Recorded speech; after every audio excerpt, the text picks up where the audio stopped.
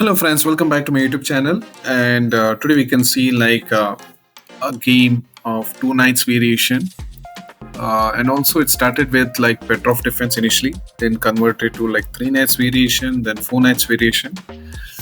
So after this bishop c4, we can see like bishop is aiming at f7 square, which is a mistake because of this tactic. We have connected pieces in the middle of the board, so you have a tactical like knight x e4. And if at all, if you play like knight x c4 here, then you can play like d5 fork. And of course, taking this bishop takes d5, queen x d5, and he'll be having bishop pair advantage. So I don't recommend to capture immediately. And also, we can't go for a tactical motives like sacrificing bishop for to castle the opponent's castling. Like bishop takes f7, king takes, then knight takes e4. Yes, of course, we are regaining the pawn and also we spoil the castling. But you know what happens here? When you go for a checkmate, he'll simply defend with queen to e7. Things are not good here.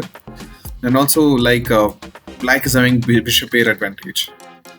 So, in this point of view, white started playing like a brilliant move like bishop to d5, not recapturing and giving the initiative for the opponent, and also not sacrificing his bishop just to spoil his castling. And he's trying to maintain the pieces in the middle of the board. Now black's decision is very bad. If you notice, kingside knight is very precious and very important. Okay, so here black started for black going back to god square is very important, like knight f6 attacking the bishop. Now white is pawn down, and if at all if he goes for bishop takes, knight pawn takes, and if you're trying to winning the pawn, I don't think so it's good idea because black has got again a bishop pair in open position, and also he has got a good initiative.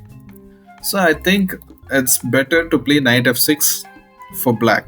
But instead, black chose to play like knight x c3, which is a mistake. The reason is black has played once, twice, thrice, and just this knight is going to be disappeared.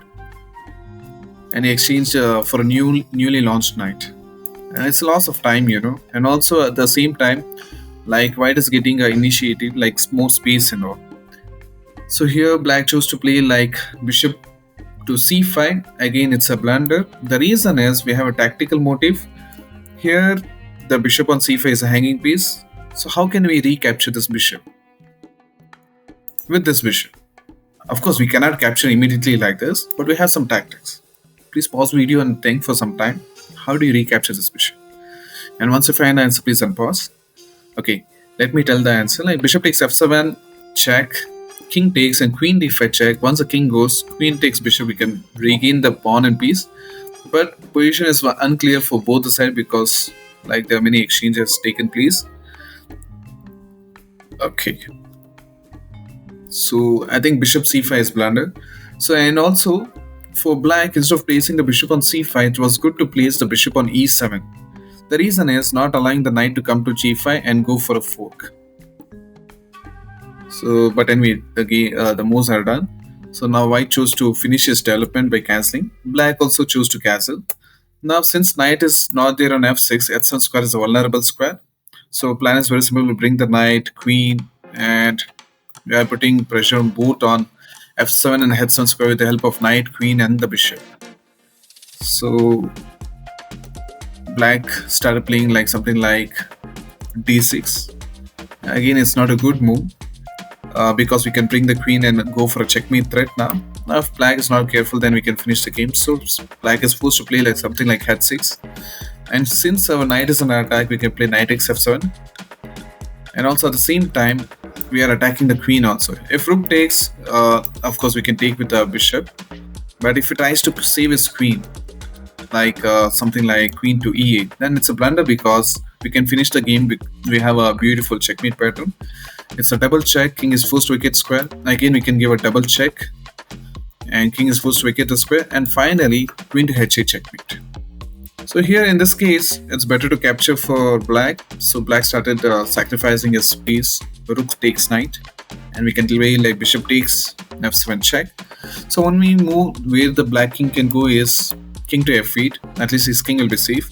And finally, one more blunder was played in the game. Like he cornered the king. And I think multiple videos in the earlier lessons also you have seen whenever the king is cornered, all we need to do is break the h file and open. So plan is very simple. If at all, if he takes, then game is over. King don't have any breathing space. It's checkmated. So here to delay the checkmate, children won't resign the game. They started playing in this game. They start playing like queen to f6 and bishop g5 discover attack. Queen is forced to interpose. We'll win the queen. And again, if pawn takes means what is the result? It's going to be a checkmate. And after this capture, bishop came into the game just to defend the h7 square.